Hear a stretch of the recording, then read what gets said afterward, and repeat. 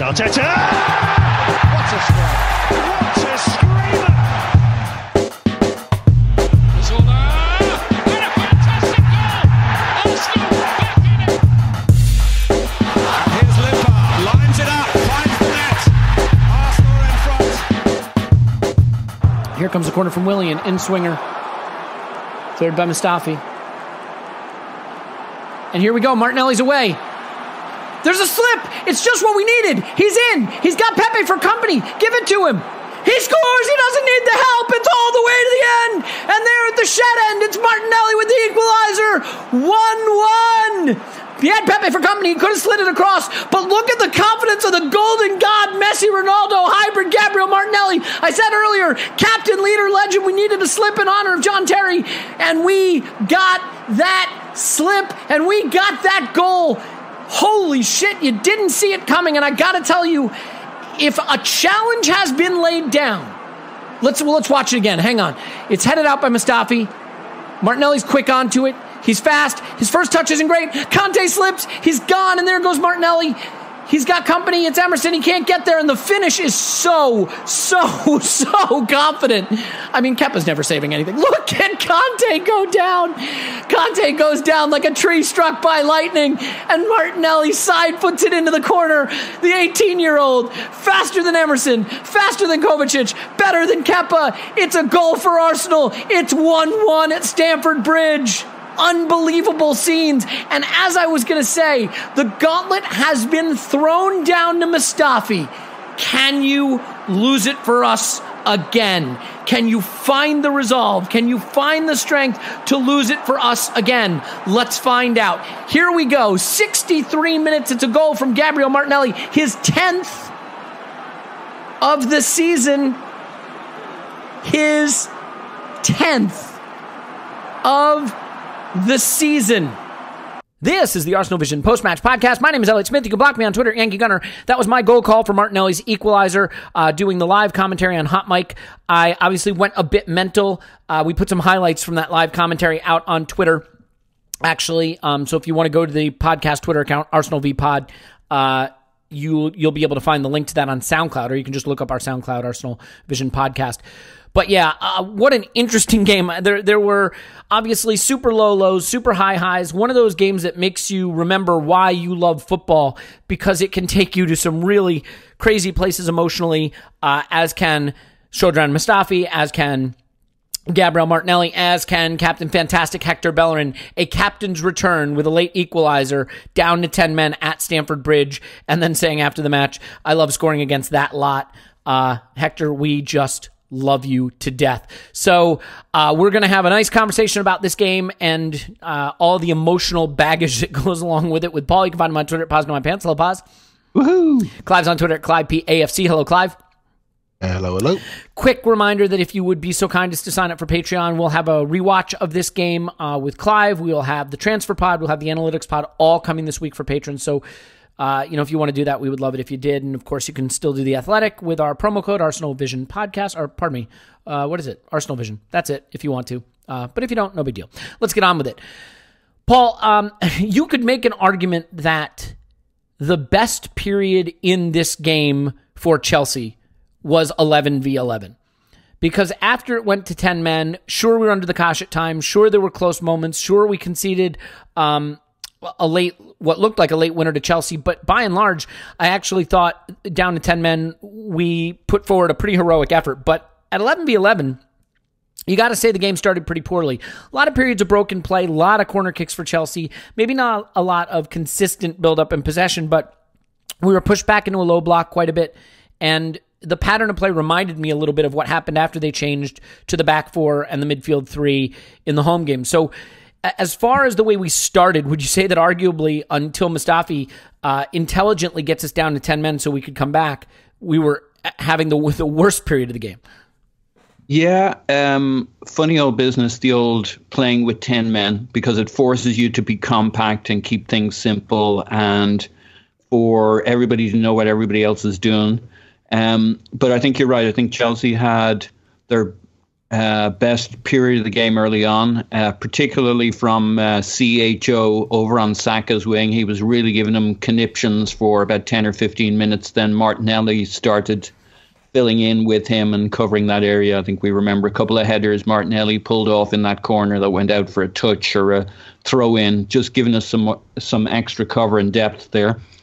More string to Martinelli's bow in terms of what he does going both ways. So I think we were beginning to mostly kind of hold our own a little bit. Maybe that's an over-generous statement. But yeah, they certainly had the upper hand. I counted 4 or 5 times they hit that corner over on Saka's side with CHO or somebody, or Azpilicueta getting in there. And yeah, we were definitely feeling it. And as you were enlivened about a game or two ago, Arteta was fairly violently waving his hands to the team to get up the pitch, to stop falling back so low. Easier said than done, as I said in reply to that. But it's that dynamic of the team needs to force its way up the pitch. On the other hand, they need to actually be able to play in a way that gets them up the pitch and keeps them up the pitch. And he's basically urging them to get up and stop sitting so deep, because corner after corner was starting to come in.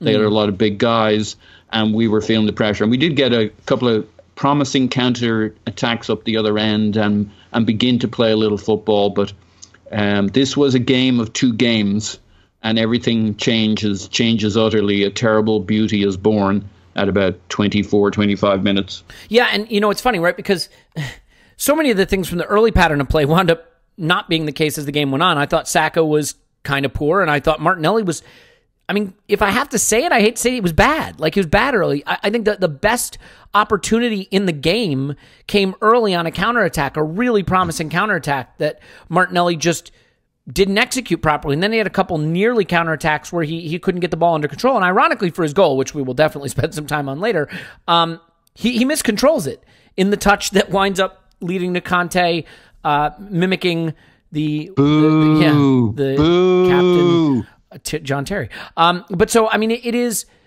But it's just the point that, like, so many things turned after that period, because Saka winds up having some of the best statistics defensively in the game. And obviously you can rack up a lot of counting stats defensively when you're down to 10 men and under the cosh quite a bit. But I thought he was huge as the game wore on. Obviously Martinelli had some of the best defensive statistics in the game too, just working really hard off the ball and then scoring the goal that I think changes the whole complexion and emotion of the game. So that is definitely a part of it. I got to say, Clive, that the player who starts to come into focus for me more and more under the Arteta system is a player who looked enlivened early when Arteta arrived, but for me, maybe, just maybe, is showing that there's a reason why he hasn't consistently been in the team over the past few seasons, and maybe it's age-related, maybe it's characteristic-related. I don't want to put it down to effort necessarily, but Mesut Ozil, I gotta say, I thought, again, a weak link, and maybe a weak link throughout, in the sense that, he just isn't providing us the availability and the energy. And if he's not doing that, I'm not totally sure what to make of mine. I don't want to kill anybody, because I thought there was a lot of good, spirited team performances in this game. But if I had to highlight someone other than Mustafi, who we'll come on to momentarily, I think Ozil is a question mark now. And I think that role is one that maybe Arteta could consider trying different options with. Do you get the sense that maybe that could be coming, and that this was another performance from Ozil that leaves you scratching your head a bit? Yeah, as the last performance did as well. And I don't like to put people in my eye line in a negative way, but I really believe that I look forward to the day in the nicest possible way when we're not discussing Mesut Ozil any longer, because it's just, for me, it's a cultural thing. I think you've heard me say before, if you want to move cultures on, you've got to give everyone a fair chance. I totally agree. But if you need to move cultures forward, you need to remove the key cogs of the previous culture that have above and beyond influence on the old culture. So if you were to walk into Arsenal today and pick one player, you either need to get on board or you need to move past. And it's one or the other. There's nothing in between. is massively on board. You have to lead. You have to lead on your statistics and assists, on shots, on goals. You have to literally lead, or you can't be here because the team needs to move forward. And that decision wasn't really a decision a few weeks ago because we couldn't really see an alternative. But suddenly, we got this new kid on the block that's really keeping us all awake at night. And suddenly we have an alternative. And the human brain knows we play with a four, with a front four-ish, with a left back pushing up to make a five. But we all know there's a mathematical sum to be had. And our gaze starts to go towards the weakest link. And at the moment, you look at it and you say, okay, Lacazette's not in top form, but he's working his backside off. You got Aubameyang, who's an untouchable. You got Pepe, just due to his potential, due to what he can offer, due to directness, his youth, threat, yeah. directness, the fact he's got a similar left foot to Ozil, what we think he's going to be. And our recent investment, and the fact he's probably got a 5-year to 6-year contract in his bin, he's not coming out. And so your eyes naturally go towards one player that 31, 80 million a year, 6 shots so far this season, no goals, nice player. When he plays well, we play well. We all know the drill. But there comes a point when, and this is not in a nasty way, but just to move a team forward, you do have to take decisions to move the team forward. But how that done, we spoke the other day earlier about process, how that's done is really important. I don't think it can be done in the clumsy way that Emery and potentially Raul were trying to do it pre-Christmas. You can't do that because, people, the man's got fans, right? But I do think there needs to be a collective realization that we need to move forward a little bit with Ozil. And I mean, look, I want to be clear about something. When Ozil is bad, that he wasn't bad. I think there is this tendency sometimes. That's the problem, though, isn't it, Elliot? Well, it is. He's not bad enough. But he's right in that middle zone of busy and active. So let me make is it enough? A point about not bad enough. The guy completed all 30 of the 30 passes he attempted, right? So it was 100%. He didn't give the ball away in a game where giving the ball away is suicide, especially when you're down to 10 men. Before the red card, he was 12 of 12 on passes. But, nothing in the final third. I think, for me, I said this on the commentary at one point, he has developed an ability to be near the play, but not in the play when he's off the ball. And he sometimes will do this thing where he gets kind of close enough to the ball that he's kind of showing like he's there, but he's not cutting off an angle. He's not stopping a pass. I mean, he had 2 tackles, no interceptions, no block passes, no aerial duels, no fouls committed, no fouls suffered, no take-ons. Like, I just think it's not me saying Mesut Ozil was garbage, get him off the pitch. It's me saying I don't know that there is enough in his game at the moment to necessarily overcome some of the things that naturally aren't in his game. So, Elliot, do you think this is not statistical? Do you just think this is an eye test? Do you just think how we're approaching the game now with a new standard of work ethic? Do you just think your eyes are telling you that somebody just not quite at the same beat as the rest? I mean, it's tough, right? Because I don't always trust my eyes on that, because I think that, like, when he came off, we did struggle to hold on to the ball. I mean, he the one thing he is he's a safe pair of feet, right? He puts his foot on the ball, and when he passes it, he tends to pass it accurately. I think it is a question of, do you want more off-the-ball energy and work and running at the expense of his on-the-ball work? And he's been very good at pressing upfield, right? I mean, he just makes it difficult, because while I kind of agree with where you're going with this and what Clive has said, he's right there in that I don't know, that grey zone. He does a lot of good stuff. He hasn't produced any end product this year, but he has been a key part of our last 2 goals, for example, before this game. He's still a significant player in how we build play. When you go back and look at this game, in our good passages of play with possession, he's doing significant things with the ball or being in the right positions and giving options. Yep. He just makes it hard, because I agree with everything Clive said, and I do think we need to move past Mesut Ozil. But how you navigate that is not easy for all the reasons we talk about, and he gives you a lot that nobody else in the team at the moment can step up and provide. Somebody give the dog a treat. It's driving me crazy. Let me say this.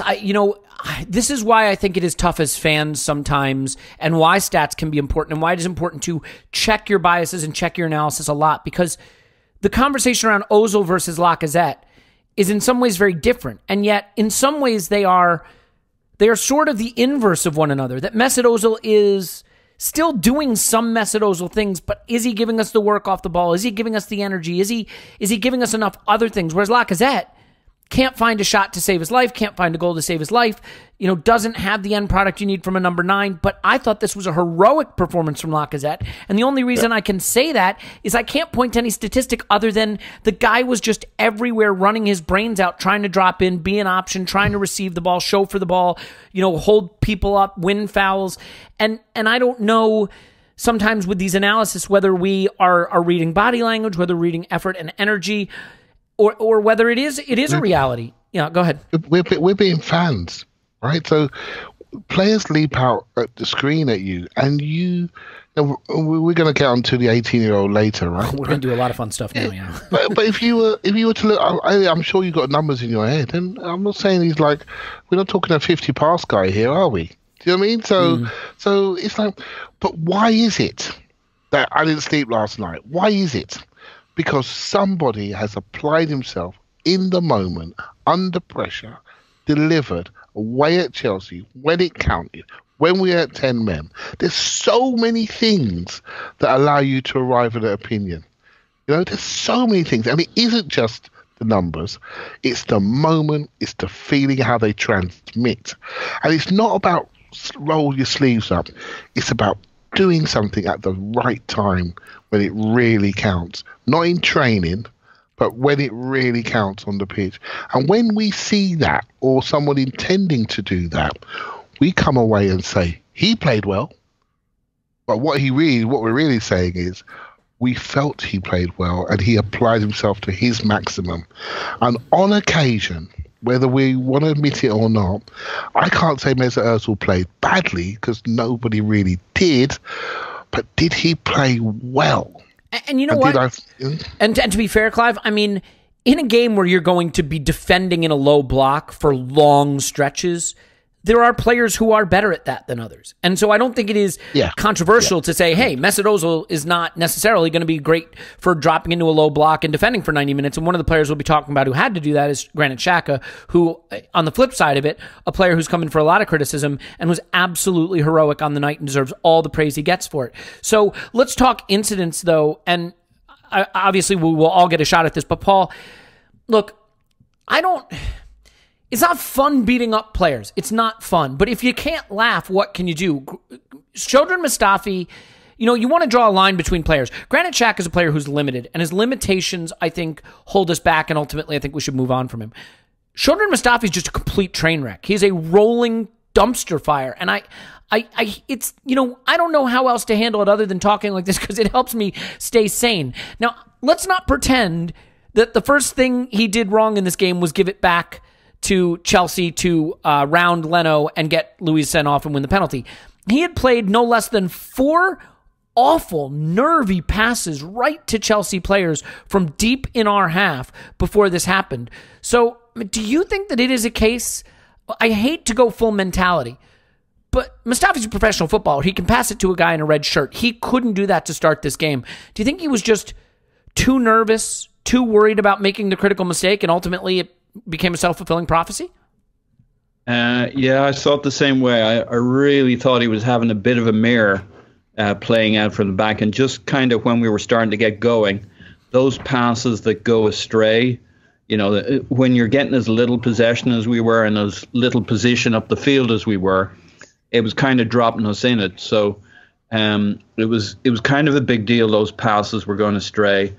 And maybe it was just in the mail that thing was that back pass, which I feel he's done before as well. The leaving it short was on its way, and you got to feel bad for the guy on a human level, but of course you do, yeah. As a footballer, it just he's under no pressure when he does it. By the way, it is just a total, true, calamitous brain fart. Total screw up. And I tell you, I'm going to pivot quickly to the Arteta speech that we didn't hear, but he intimated about, just because this podcast may go by and we never talk about it, but it relates directly to that. It's kind of a trope, a cliche, but when Arteta says it, it's like an Invictus speech. And it's just, he talks about how the players, he told them in the dressing room, we can all make a mistake. I think there's a Mustafi clause on that. But anyway, we can all make a mistake, but it's all about you guys stepping up and bailing that guy out. He doesn't use those words, but that's basically his speech. And you think, Jesus, yeah, that's how you get the collective to respond. And, the hairs on the back of your neck go up when you hear Arteta say a couple of simple expressions. And you understand how he got these guys to give a level of effort we haven't seen for years. I mean, we got lucky. We got back in the game with a couple of freakish but great goals. But usually these situations, even with that, we'd let it slip away. We'd go to 3-2, or we'd never get that second goal, or we'd fade. It'd be heroic, but we'd fade with 10 minutes to go. I mean, this is the second game in a row we've gone to 90-something minutes, this time with 10 men. And just suffered, as Arteta talked about, and left it all out there. So there's only so much you can say about Mustafi. We've been here before with him. Here's what I... Is he usable? Is he a usable player? Because, can I make the point, by the way? But before, hang on. Just because the only point I want to make is, in the Sheffield game, it's easy to forget because it came to nothing. He tried to lose it for us at the end with a giveaway. He lost us the Palace game. He lost us the other Chelsea game. I mean, and then he's great in the second half of this, and that's the trap, right? It's actually his excellent header that springs Martinelli past their next line. But that's the trap. Thing is, I know how Mustafi will end, not at Arsenal, but in life. He'll have a happy life surrounded by his family, and then when he's 73, he'll go to Thailand and attempt autoerotic asphyxiation in a closet just for kicks when everything was going so well. It's just Mustafi. And it'll go wrong, and that's how it will end. Yeah, well, so Clive, it sounds like you want to push back. I don't know what pushback is left, but I'd be curious to hear it. No, it's just football, right? Football is made of hundreds of decisions, and he's just making the wrong ones. And it comes down to almost like, I think you used self-fulfilling prophecy earlier. Yes. I think he walks on the pitch, and I think, you know what? I need to get through this game without making a mistake, but I think I'm going to make one. And it's almost as though once he's made... At least he's right about that. Once he's made one, it's almost like he was relieved. You know what I'm trying to say? He's like, I've made a mistake. Now I can... It's like, it's over with now. I've made it. Let me just get through this game now. I've got my Mustafi out of my system. Yeah, exactly. And I tell you, lads, I'm telling you, mate, football is not easy. They can all play, but can they play under pressure? We all saw what Per said about how he wanted his career to end. He couldn't wait for it to end. He found the pressure over, all consuming towards the end. It's obvious. That's why very, very, very few make it at this level, though, Clive. I mean, exactly. And maybe Mustafi can't. I'm not trying to push back. We all know the drill. It's a very easy analysis, right? We're way above it, by the way. We're way above it, spotting someone's mistake. Wow, right? So he makes mistakes that really seem to hurt us, right? But in between those moments, he looks a decent player. You have to say it. He passes the ball really well. He's really robust. He's not super slow. He has moments where he's good in the air. I'll give him that. That's his strength. Absolutely derails, and we all know about. And for me, that's a mental weakness issue. It's not a football issue. So you got to say to yourself, is he right for this environment? Is the spotlight too great for him? Is he almost over-promoted? But he's a footballer. He's a decent footballer. He just may not be a decent footballer for Arsenal much longer. Do you know what I mean? And that's what we need to sort out. And but I don't want to kill him. I don't want to kill him because I don't think it's healthy. I felt the same about Xhaka. I didn't like it. I didn't like where he was getting killed. he made some very obvious mistakes. You know what? We fans, we're not always right about judging these people. We're not always right. Only a few weeks ago, people were slagging Xhaka, slagging his wife, and slagging his baby. Well, all right. I want to draw a line between people slagging Xhaka's performances, which is totally in bounds and part of football analysis, and the other thing you stated, which is totally out of bounds and done by cretinous Neanderthals.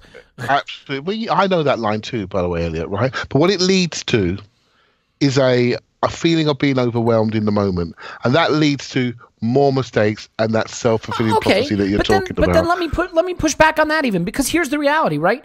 I think Granit Xhaka is a great example of why football is great and why even fans who everybody says, the fans are the worst, can be great. Because Granit Xhaka was going through a really bad moment, performing poorly for Arsenal under a coach who, maybe he didn't see eye to eye with. He behaved in a way that I don't think is befitting a captain and a player at Arsenal. I don't think he handled it well. He threw a strop. He didn't handle it right. Arteta came in and got him on side, and he started putting in the effort. It doesn't take much for the fans to turn around and come back to you. And the fans have come back to Xhaka because Xhaka's come back and turned in performances that earn it. It's not, nobody wants to kill players that wear the shirt. Nobody wants to do that.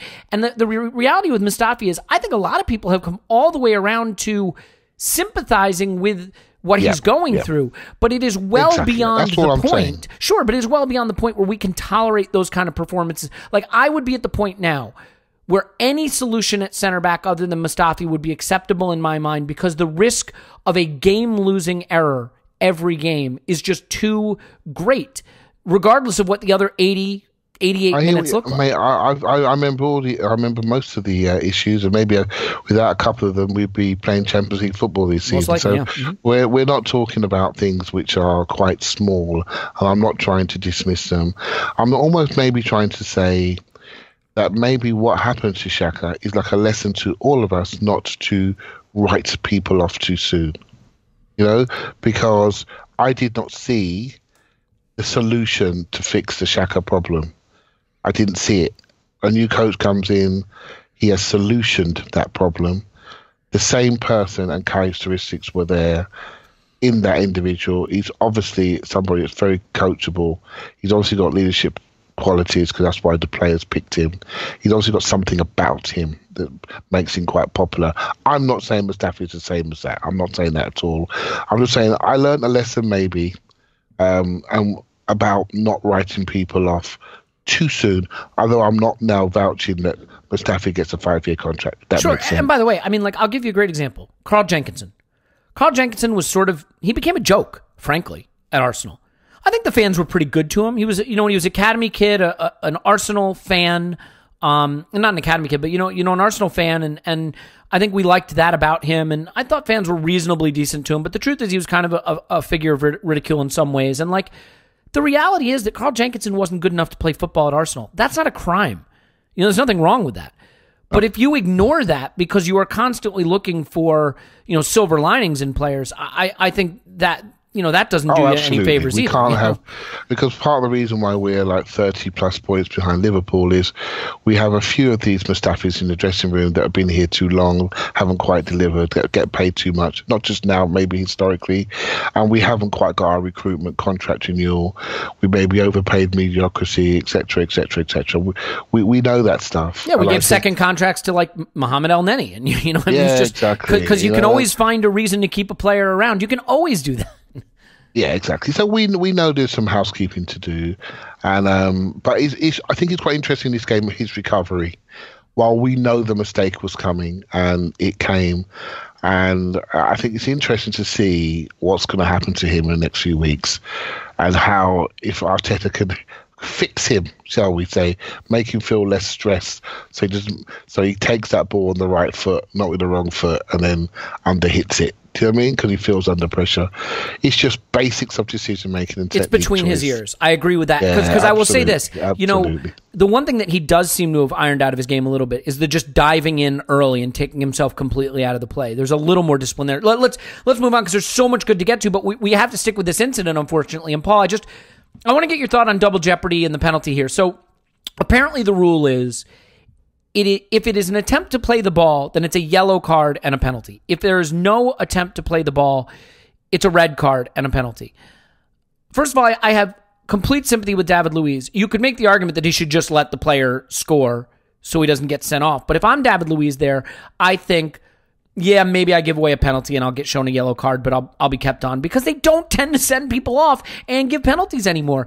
And to say that there's no attempt to play the ball there is to view the worst possible version of that event. And I think between the penalty we didn't get with Pepe and, some of the other big decisions that have gone, the VAR changing the yellow to the red with Aubameyang, some of the decisions, could they be right? You'd have to see the worst version of the call for it to be right. And once again, I think this is the worst version of the call that is applied against Arsenal. Do you agree with that assessment? Well, let's talk about the Luis part of it. I have no issues with what he did or what he tried to do. I listened to Lee Dixon on the Handbrakes Off podcast, and I thought I fully get it. As a defender, and especially if you're a Luis mentality or a Ramos or whatever mentality, you're just going to do everything to the last moment. Wasn't there a Bournemouth player who recently got sent off for literally saving a goal, right? Was it Bournemouth? Yeah. The handball, he dove in. I think it's Cook. it's just built into your instincts as a defender to keep the ball out of the net. Yeah, it's not a switch you can flick. It's a mentality that you will literally do whatever it takes to keep that ball out of the net. And what was Luis really trying to do? He's trying to nudge him right up to the point where it could be a sending off, but not quite. Now, that's a very fine line. That's a hot situation. There's legs, arms flying around. It's in the blink of an eye. And I'm with... Had he backed away and let the guy take the shot, I'd have been okay with that. Had he done what he did, I'm okay with that. Certain things are like the black art of defending, and they get away with shit they should never get away with, and occasionally they don't get away with stuff that maybe they could have. I think he's a little bit unlucky here, but not a lot unlucky. He rolled the dice. It didn't come out for him. I understood why he did it. It's really all on... This is one of those where I'm happy to say it's 100% on Mustafi. Yes, he could... Had he just let him go, take the shot, it's probably 80% to go in, just as it is for the penalty. Logically, I'd have let him take the shot and I wouldn't have gone for that last-ditch tackle, but I wouldn't have said... I'd have been lauding him had he pulled that off, even with some dark trickery. This is why it's so harsh. The whole point of the rule is to not create that double jeopardy. And so I get it. If you're not going for the ball, it's a red card. That's the strict construction of the rule. But if you're a referee, you're given an opportunity. I'm going to give a penalty here. I have the option to give a yellow or a red. If I want to view that as going for the ball, I can keep the player on and keep the game level and reward this situation with what it deserves, a penalty opportunity. If I choose to see the worst version of it, I can give the red and totally destroy this game. And both of those decisions are probably just about okay with what happened. It just feels crazy to me for the referee to choose the version of events that sends the player off there when he doesn't have to. If you got to send a player off, send a player off. Go ahead, Clive, because for me, this is... So can I say something on the referee side of the decision, which is if they take this as the policy that you don't take them down in this situation, then that line starts to move and they'll hack down everybody who's through on the basis that there won't be double jeopardy. Right, so why not take them down? So for me, an example of not an attempt to not play the ball would be like if Luiz was directly behind him and pushed him with two hands in the back to the ground, then you send him off, right? Or if he just kicks out his legs from behind him. He's touch tight enough. There are a lot of pushes, though, on guys who were through on goal.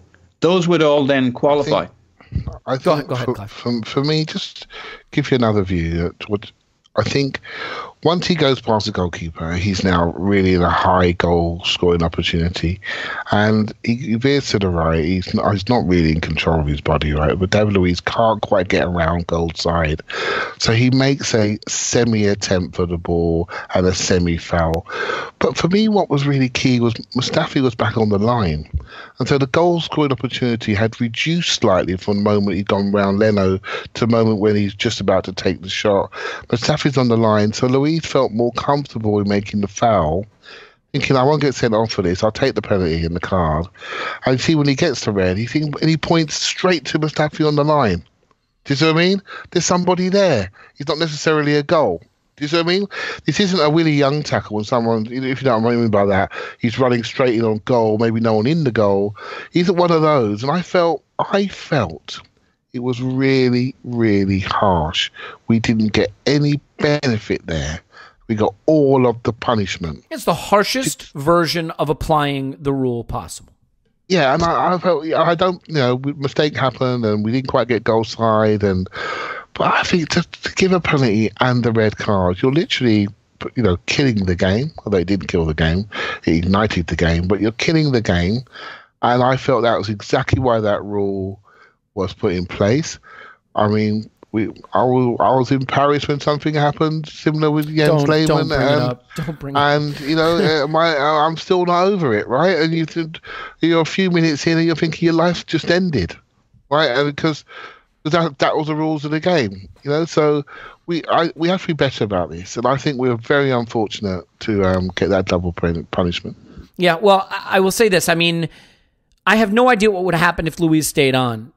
We weren't playing well up to that point, and there are people who are going to say, "Oh, we were terrible leading up to the penalty, and so we were going to concede anyway." You can have bad periods in a game. Chelsea had a period against us at the Emirates where they could have conceded 4, 5, 6, 7, 8. They were getting slaughtered, and then they came back and really took control of the game. We see this every game, that there's an ebb and flow. So to me, the idea that we weren't going to somehow get control of the game and then have our good period, I think is an intellectual leap that's not there. Real quick before we move on from this and how it changed the game and the subsequent events, anybody have any issue with Leno there at all? Not for me. It looked a little funky, but no, not really. I mean, he could go in harder, but then he risks getting sent off. I mean, he could try to drop back if he realizes he's not getting into the ball. I don't know that makes it that much better. Personally, I don't think it's his fault. I think it's a Mustafi fault. I don't think it's Luiz. I don't think it's Leno. For me, that's all on Mustafi. We don't need to relitigate that. So let's move on. And I think this is a good time to praise Arteta, actually. I think Arteta did a lot right in this game. We'll talk about the decision to give the armband to Bellerin and start Bellerin, because obviously that winds up being a very, very important decision that he made. I probably didn't love the holding for Pepe swap. I thought that went pretty poorly and could have cost us the game. But the one thing he absolutely got right is leaving the team as it was with 10 men. And he was asked about it after the game on whether he was thinking of bringing off Martinelli for holding after the red card. And he said, not Martinelli, but I did change my mind. I was thinking about that, and I said, I don't want to send that message to the team.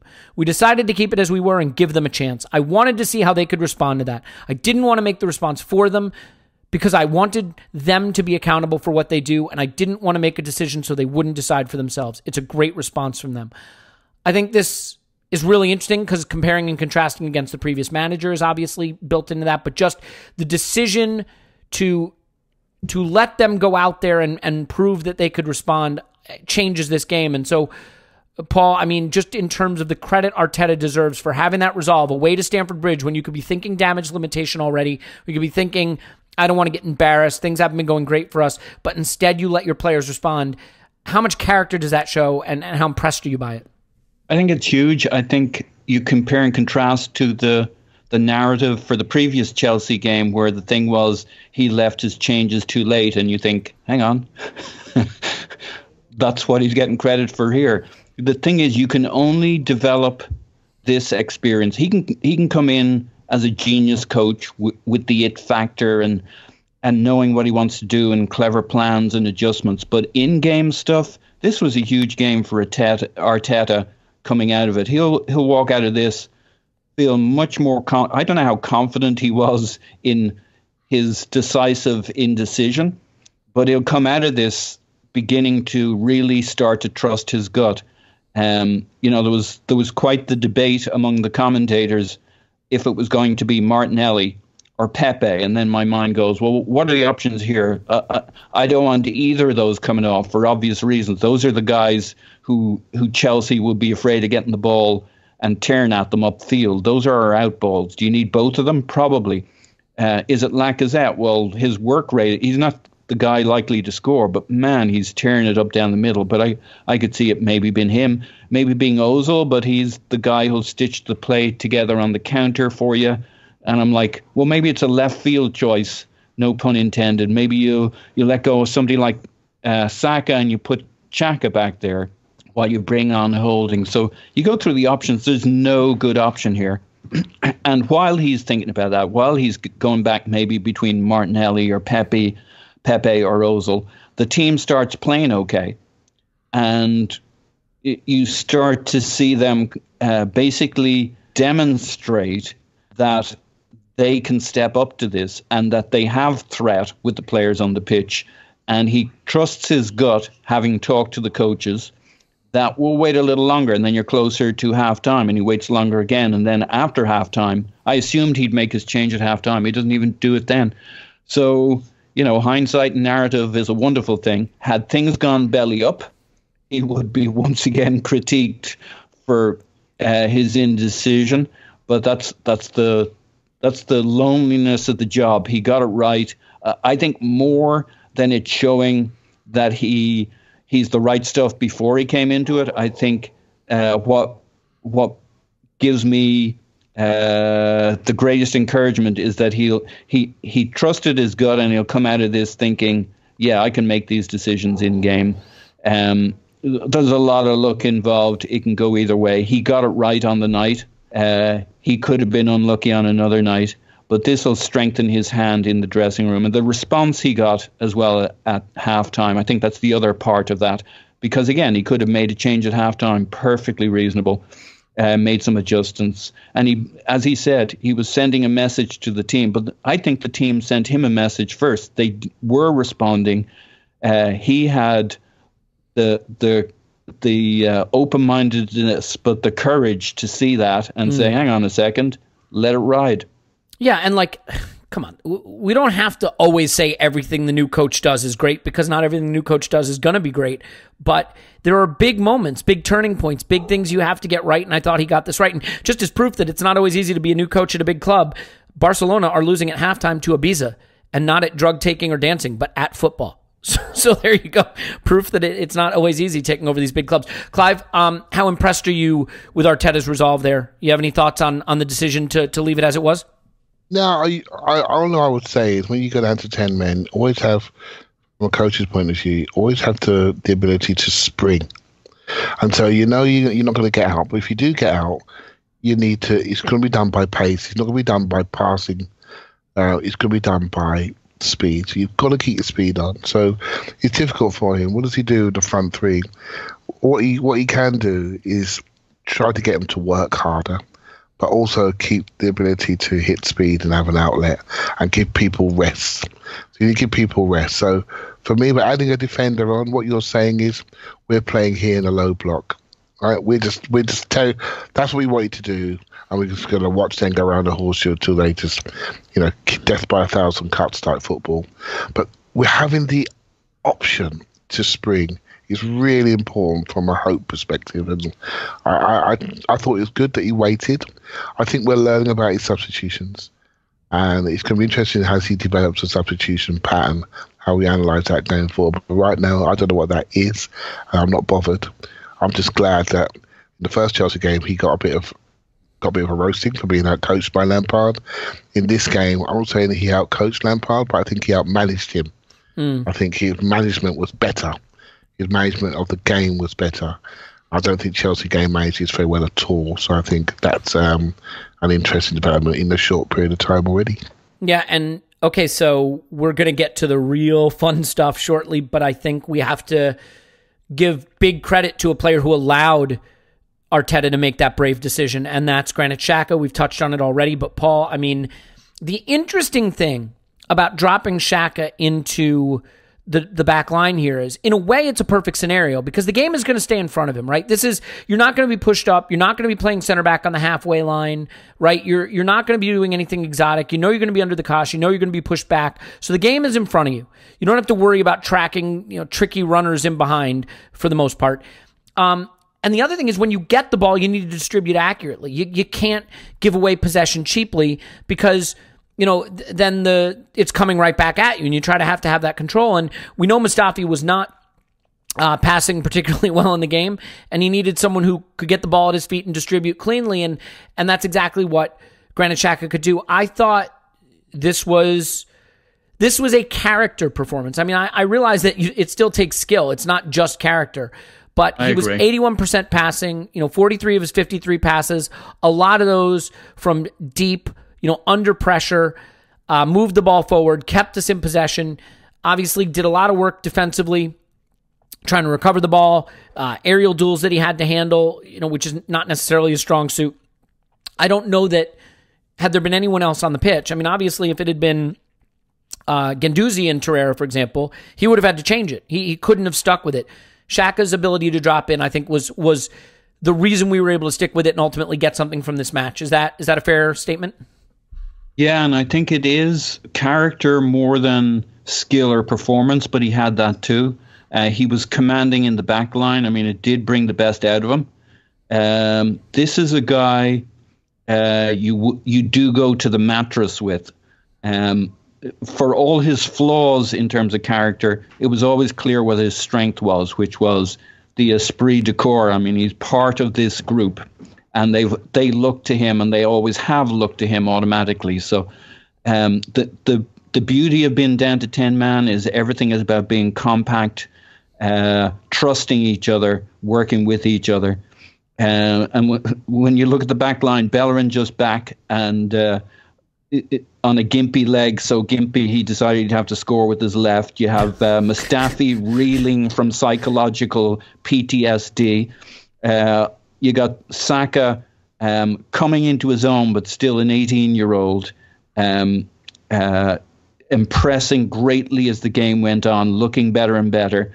And it was an effort from everybody. And I think Xhaka is a big presence in this team, in the squad. He doesn't have to be a big presence for the fans, for the external world. That doesn't matter. His strength has always been in terms of character within the team, his relationship with the other players. And they all dug in and they fought for each other, not for 70 minutes, not for 80 minutes. For the required 94 minutes, right to the end, we were as strong as they were. We bled, we suffered, we put it all out there. And the importance of this game is not what happened in the game, it's where they take it on afterwards. This gives every one of them a platform, and that's what redemption smells like. It doesn't really matter which side of the Granit Xhaka debate you're on. This is only good for this team, this squad, this manager. Whatever happens with Xhaka in the summer, I love a happy ending where we all head off into the sunshine in 2 or 3 years' time together. But really, this is a sport that goes season by season. So if we can all get to the summer and either he goes on with us or he moves on to other pastures, so be it. But this is a real redemption, I think, and a bridge builder for you got to address these things.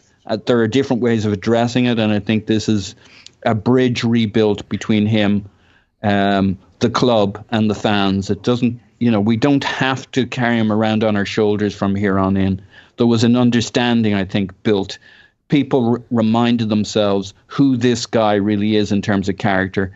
And yes, he's still that other guy, the guy too stubborn, too proud to apologize for a mistake made. But he's also this guy, and he's always been this guy, which is, if you're in a hole, the old foxhole trope, but if you're in a foxhole, he's a guy you want to be in there with. You can trust this guy. And every once in a while, he might lob the grenade into his own foxhole by accident, but that can happen. Look, I mean... Because you called his mother... exactly. Yeah. Look, and this is why... I love beating dead horses, so let me just beat this one super quick. This is why it never makes sense to go to war with fans, because it's just a lot easier?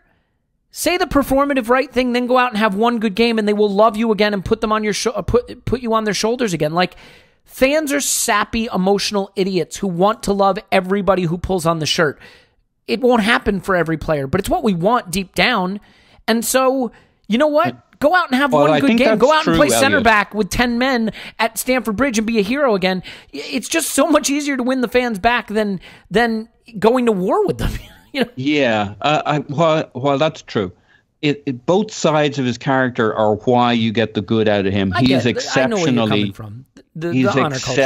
dug in and gritty and loyal and about the core, the team. And that's the good and the bad. And you know what? So then my only code of that would be, then maybe what's missing in his personality is what's missing in his game, which is just that tiniest bit of maturity and self-awareness. Sure. To not be hot-headed when the moment calls for a cooler head. He needs to grow. There's no two ways about it. Clive, but I mean, his performance, I think, stands out for me.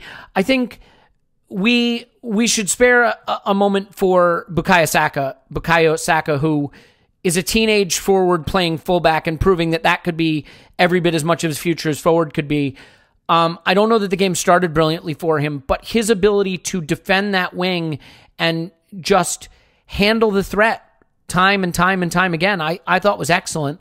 I think that side defensively was what they targeted, and early in the game we were struggling. There's no question in my mind that Chelsea targeted the Martinelli Saka wing, and early in the game they were getting a lot of joy out of that. He composed himself. He wound up finishing the game with the best sort of counting stats defensively, and I think his maturity under pressure again deserves huge credit, and maybe will go overlooked because of Bellerin wearing the armband and scoring the equalizer late, and Martinelli announcing himself on a big stage, both of which we'll come to very, very shortly, I promise. But I don't want to overlook Saka because it's a big performance in a big spot. Yeah, and I suppose the debate is, what is he? And I don't really mind what he is. Who cares, right? For now. What's becoming clear is that he's going to be in Arsenal squads going forward for many a weekend, and we can decide how we use him. And again, we're not sure how this season's going to end or what's going to be the obituary at the end of the year. But what we are definitely seeing is a number of players are improving and telling us about them, what they can be, how they can be utilised. And the more we see this, the more we see him play left back, the more we see him play, on the left wing, the more we see him, the more we can say, okay, now I know where I need to buy. And I do think it's just so important as we project forward. And maybe that's what we were really discussing about the Ozil discussion earlier on. It's not really about Ozil. It's about where we're going. We're projecting. Now we're looking at Martinelli and we're projecting. We're looking at Saka and we're projecting. We see Bellerin come back in. We can't have him play 60 games on the trot like he did before his cruise ship. We see Maitland-Niles. We're thinking, well, we're covered there now. So we're sorted out. So we can now spend that money elsewhere. The Mustafi question, we know we've got to do something there. It's not sustainable over a medium-term period. We have to do something, and we shall. We're seeing it continually. We're getting something out of him, but it costs us a goal a game. We have to do something. I think with Saka, we're seeing a player who I think, really showing us his massive potential. And for me, the responsibility he's taken on his shoulders. If I said to both of you guys, could you imagine him playing left back away at Chelsea? If I said that to you 6 months ago, you would have said, well, I have heard he's played under 17s for England at left back. That's what I would have said. I would not, because I would not have known that. Yeah, and I have said that in the past. I know there was a debate about what he was. This is not a total surprise as left back or left wing to me. But I'm not going to put my hand up and say he can handle Hudson-Odoi and Willian and all those flyers down his side. No, I could not imagine that. And he has done that. But not only done that, had the personality to take them backwards. And that's huge. So if you do it at Stamford Bridge, you can do it anywhere, right? So I think this is what we're finding. We're seeing those two 18-year-olds develop a relationship. And so you're starting to see, if you start to project to those Arsenal fans of yesteryear, when we had the Rowe Castles and the Michael Thomas come up together, it's like that type of brotherhood developing in a different way. And I think it's very interesting that a number of these young players are developing very, very close together, very, very close in age. And where they end up in a year's time is going to be so interesting. Well, and really determine the trajectory of the club. Saka, most touches, most duels won, most tackles made, most fouls won, joint most open play crosses. Those are Squawka stats, and counting stats, admittedly, are not always instructive, but I think it is here. You know what it tells me? It tells me that we should be leaving Kurzawa in Paris. Am I right? Zing. Boom. Am I right?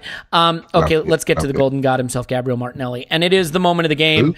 It is the moment of the game. It is the moment when Mustafi gets an assist somehow, despite Martinelli having to go 75 Change yards. your analysis, Elliot. Yeah, changes my whole analysis right there. That's statistics for you. Lies, damn lies, and statistics. He heads it out, and away goes Martinelli. And up the pitch goes Martinelli. And it comes off his knee a little heavy, but it tricks Conte, and he slips down, and Martinelli is in. And me, the dumb, stupid idiot that I am, wants him to slip it across to Pepe, who's running with him. Give it to Pepe. You'll never finish this. Give it to Pepe. And now let's pause for a moment from preseason. It's Fiorentina. Young Martinelli, who is this kid? Gets the ball, blazes up the pitch 70 yards. Wow, what a burst. What an exciting kid. Gets into the box and blazes it just wide and slides to his knees in despair. But not this time. Not this time as he passes it past a diving Kepa. Kepa, who is totally incompetent, by the way, I think it should be noted. But not in this case. The finish is pure. There's nothing he can do about it. He didn't need Pepe. He announces himself. Double figures for goals already. 10 goals this season for Martinelli. Doing it on the big stage. Doing it down to 10 men. End-to-end goal.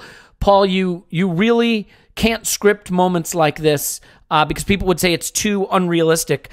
But to go from a kid sort of showing a little burst in preseason and an exciting teenager with maybe a future someday at Arsenal to scoring end-to-end wonder goals against Chelsea down to 10 men, the sky's the limit for this kid. This is definitely one of the moments of the season for me.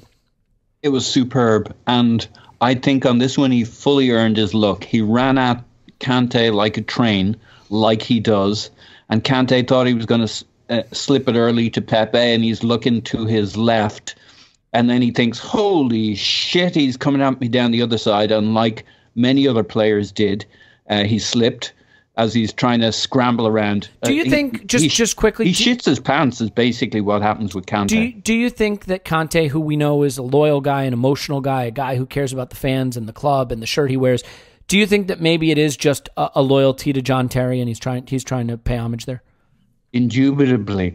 Cool. And what an homage it was.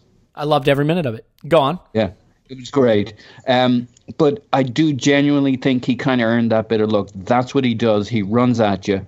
And he runs so straight as well. So many other players would have kind of taken the reason his touch is so big is because he's planning to go straight at you. Now, it's a little too big, but the pressure he puts people under, other people would have tried to take it a little bit around to the side, maybe get their head up.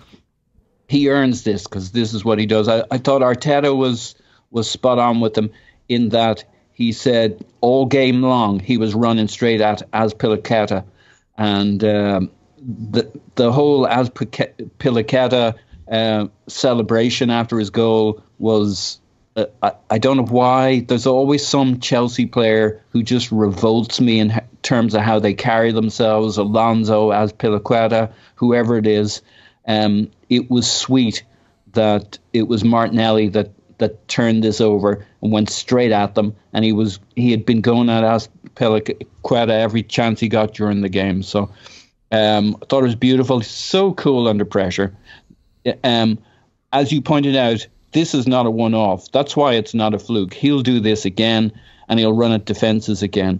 And he's like lots of players run in straight lines, but does anybody run straighter, faster, truer than this guy? And yeah, I know what you mean about the pass off to Pepe, but there's a blink of an eye where it's the obvious pass and it's perfect. If he doesn't let the ball go to Pepe at exactly the right moment, it's going to be the wrong moment. I don't actually think it's that easy a pass for a guy going full clap straight down. There's a moment when it is, and there's a moment before that and after it when there isn't, and he just says, screw it. He'd said David Luiz told him at halftime, get me a goal. Go out and score me a goal out there.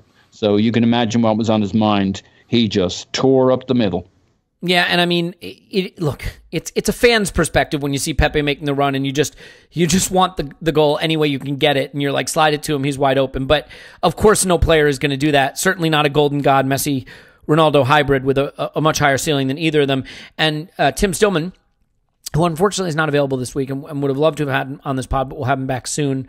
As I think we know, he is prone to a leveled, measured reaction to things.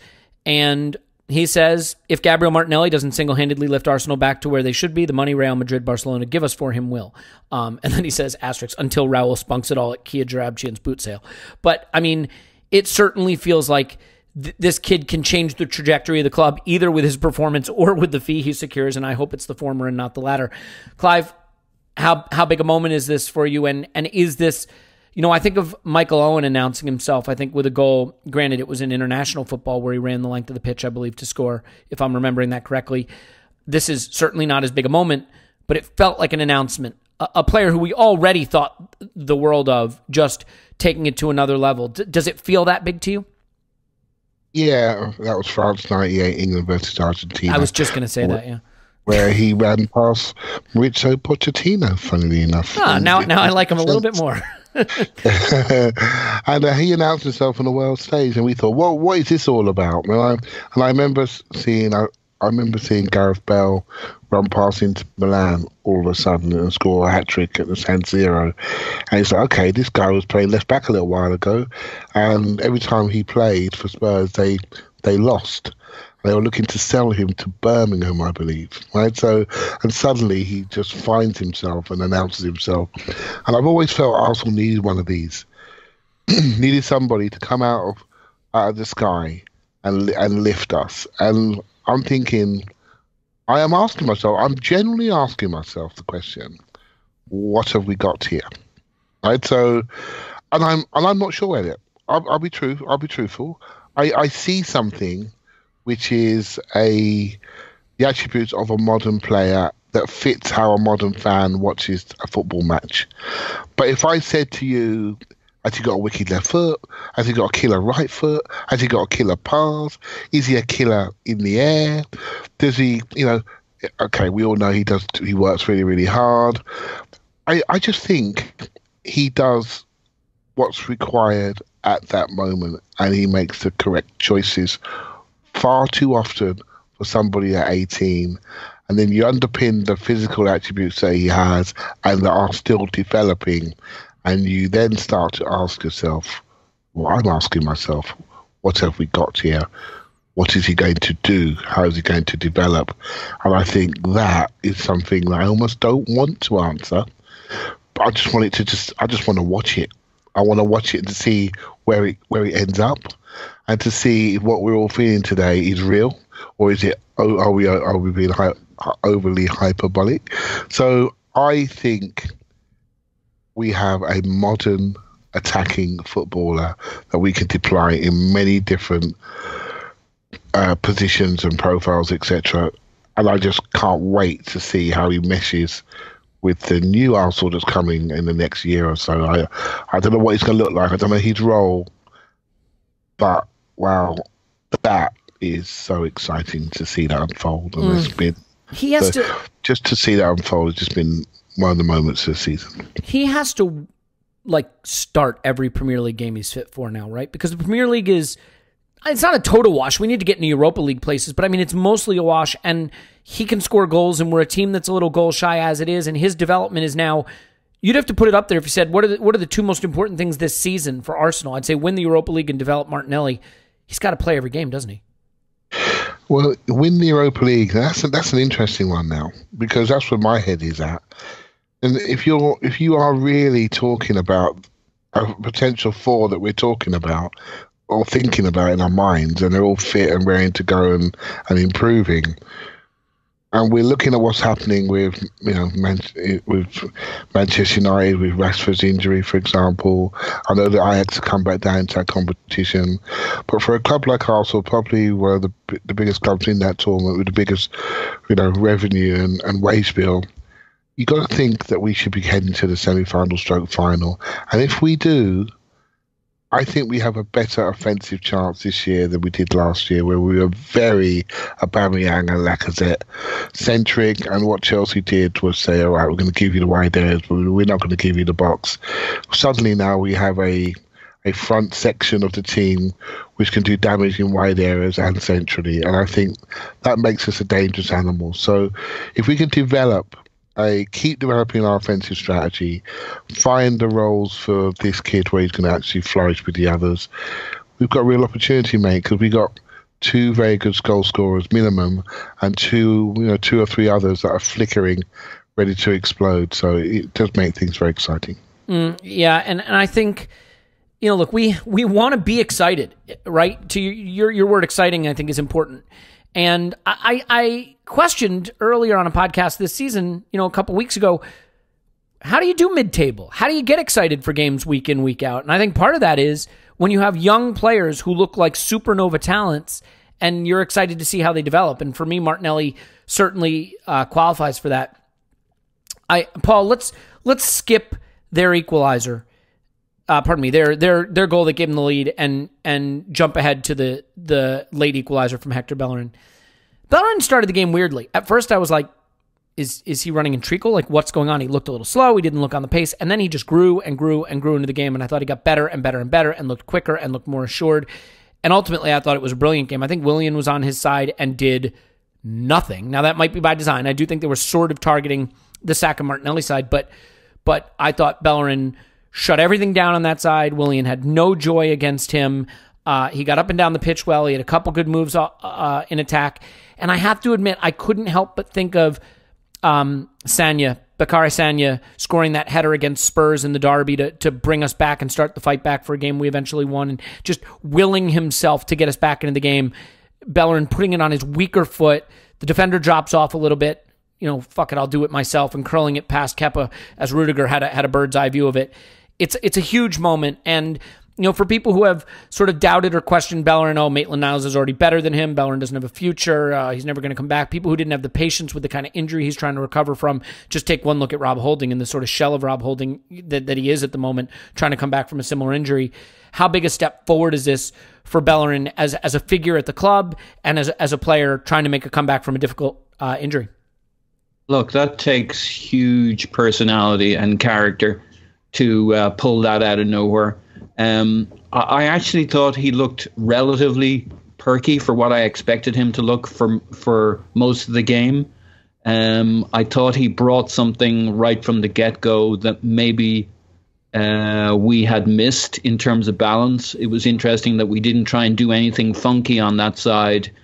I don't think, in terms of pulling into midfield or anything like that. Maybe he hasn't had the chance to practice that, and maybe it just wasn't part of this game setup. But we did seem to try to start with 11 men in a similar mode to how we played our last few games, and I didn't see them asking Bellerin to do anything weird and wonderful in midfield here. It was more a conventional Bellerin display. So it'll be interesting to see if he's starting, whether we go to a more balanced approach now on both wings. Because obviously this is a guy who can get forward, who does overlap, who provides his own threat in the final third. And this needed something special in terms of the game. There are big moments. You can't just fight your way from behind. You need a couple of people to do a couple of big things when you're down to 10 men. 2 shots, 2 goals. I got to ask myself, what are all the other teams up to in the league? Why are they wasting all their shots? But what it really means is we had 2 players who had 2 big moments and took them. And, we had a little help from Chelsea's defence in this particular occasion. Kepa maybe not getting his positioning aggressive enough for that curler. Maybe he just didn't rate Bellerin's left foot. And Tammy Abraham limping around the place, blocking his own players. But still, Bellerin had everything to do and pulled it off. So 2 big moments, 2 big players for us going forward. Both young, both of the foreign, but of the ages that they're young enough to become a real part of the fabric of this club, along with Saka and co. So incredibly encouraging. And, he's just a guy that he's one of those guys that fans can see the team and the club through. And it connects them to the club in ways that maybe some other players who are just as good footballers, but they just don't relate to them. So Hector, if Hector can stay fit and move forward and play at his level and beyond, it's big for us as a club and as supporters in terms of our connection with this squad, which is what, it's what we've seen Liverpool do and Klopp do brilliantly. And Arteta is going to try and orchestrate a connection between us and the team and himself and the club that we haven't seen for years.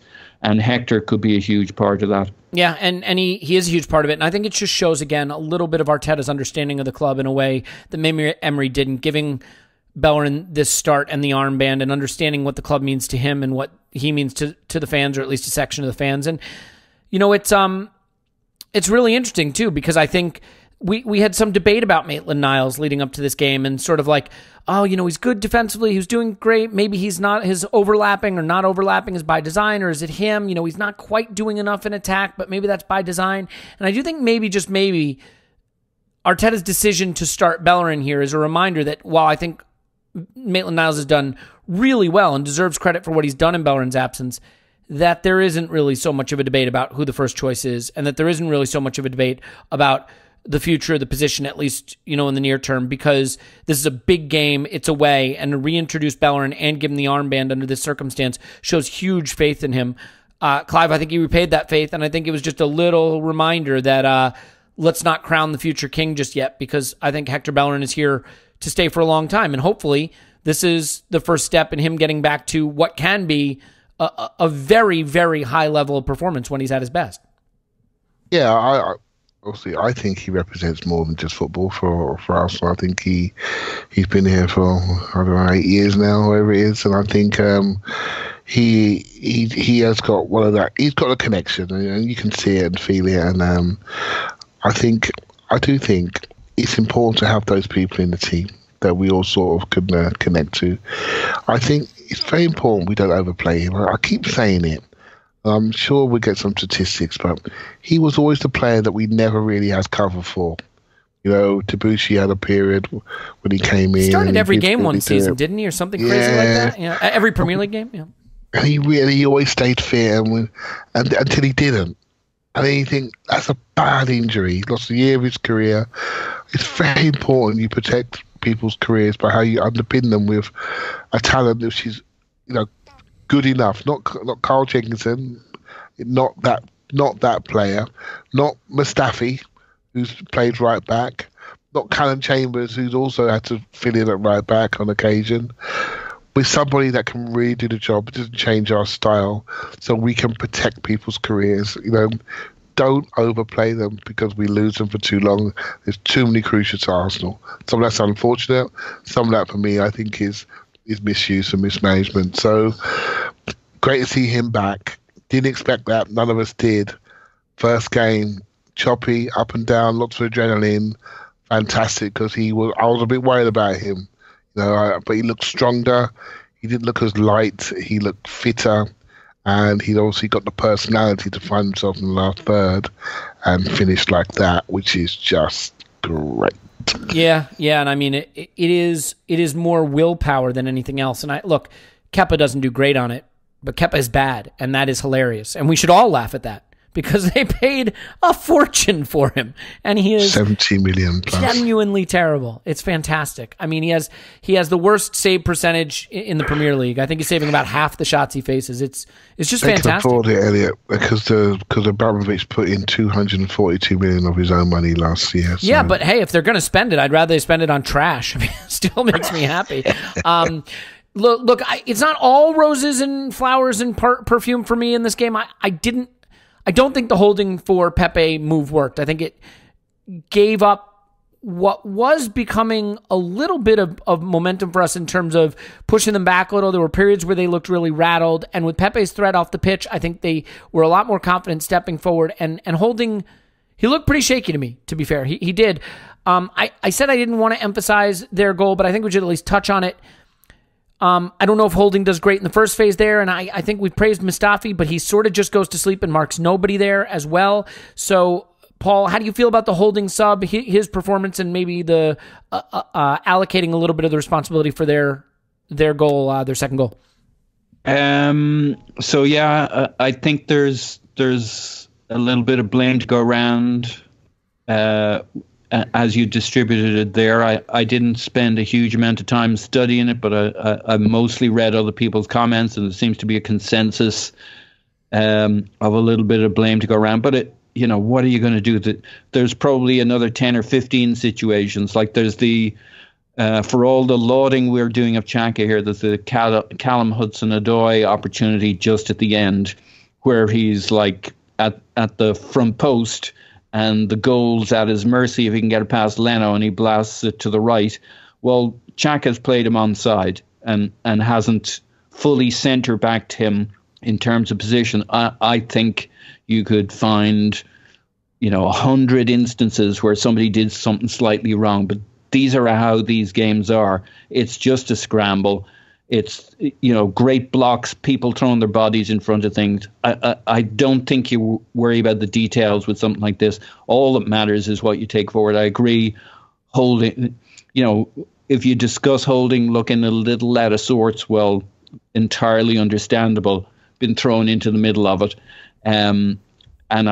but I don't think it's important, I guess, is the bottom line at the end of it. I think there's a lot you could. You know what I mean? You can pick out things. I don't know that any of it's important going forward. Yeah, I think the reason it's important is only because we still have problems to solve at the back, and I think there is a view towards Holding coming. I mean, Socrates and Luiz looks like it's our first choice. We'd like to keep Mustafi out of the side potentially. There's a question of can Holding do that, and I don't know that he has exactly stepped in and made it clear that he's that reliable choice. And obviously he hasn't done it in training enough because we started with Mustafi in this game. So that's the only reason I think it's worth evaluating. And also just in terms of giving Arteta credit for the ways he didn't change the game and the ways, he got it right. I don't know that the Pepe Holding swap achieved what he wanted, which is just to sort of say, okay, now we sit in and just get to the end here. And it nearly cost us because we wound up conceding. And then when you're down 2-1 and you don't have Pepe on there, you wonder how you're going to get it back. And then the obvious answer is a weak-footed shot from outside the box from your captain, Hector Bellerin. Clive, you have a view on their goal and on the Holding swap? Yeah, I think on the goal, I think maybe if you're looking at the coaching message, I think it's how do we switch on when it comes to quick free kicks. We saw what happened at Palace with a quick free kick. We weren't really switched on. They went down our left-hand side and across the face of the area, and then we concede. They take a quick corner, and we're maybe distracted by Tammy Abraham coming back from a near-death experience against the advertising hoardings. There were people in offside positions. They take a short corner, and it looks disorganised.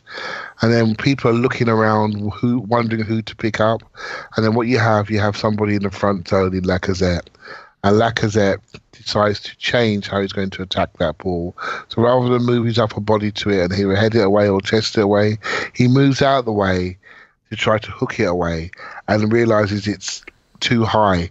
So straight away the defenders are on their heels because they're thinking the front zone man's going to clear it. He goes through the front zone and now it's into the mixer.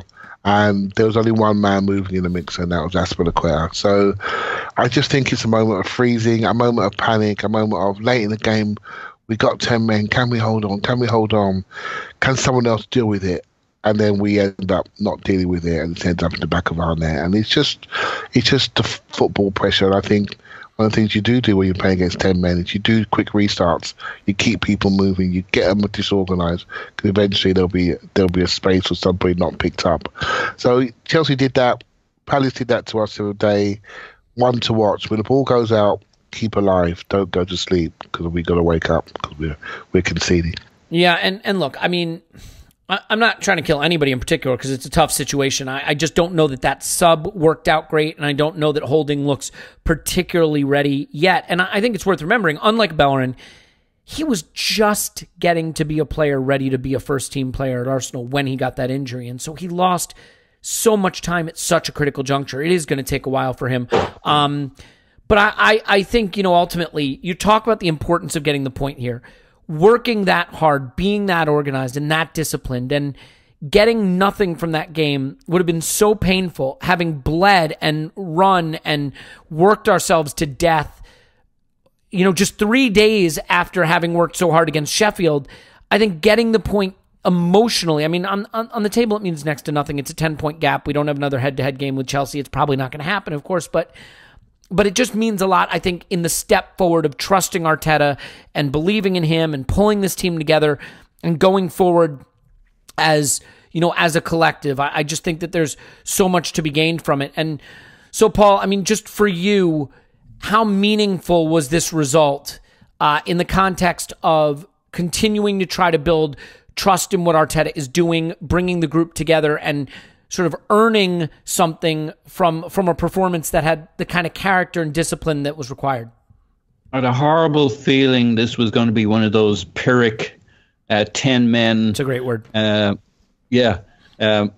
Totally inappropriate because it's a Pyrrhic victory and we got a draw. And really what I was thinking of is where you lose right at the end. Shame about that last minute goal, and it seemed like it was going that way. But this team didn't quit, and that hasn't been something we've been able to say too much over the last few years. So I think that's huge. I think Arteta personally will take a lot out of this in terms of confidence, trusting his in-game decision-making, working with his team. Individual players that we haven't talked about, like I think Pepe was maybe a little off the radar, but was at times really good in this game in terms of the threat he provided and his ability to make something happen all on his own. He had a 4-on-1 at one point where it was 4 Chelsea players on him and they could not get him. And who was it? Was it Emerson? It was someone hacked at him literally 4 times to get him to the ground. So determined to put him down. Yeah. And while this isn't the game I'd use as evidence, I really like how he's coming along now. I think before we looked at somebody like him and said, well, he's doing good things, but it doesn't feel good. And now it feels good, even though he's maybe not contributing the killer blows yet. So I really think he's pointing in the right direction. And then he comes off a game like this, finally connected to the squad, to the team, to the performance, to skin in the game, emotion in the game, before he knows that he's connected to what we're trying to do as a team, to the manager. Nothing bonds like these experiences, like back to the wall situations where you came out of it, where you trust in each other, where you bailed out Mustafi, for God's sake. That will be the unifying thing. It's Saving Private Mustafi here, sending a whole troop of guys in behind enemy lines, all of whom get killed just so you can bring back Mustafi. Senseless, but man, did we all feel close.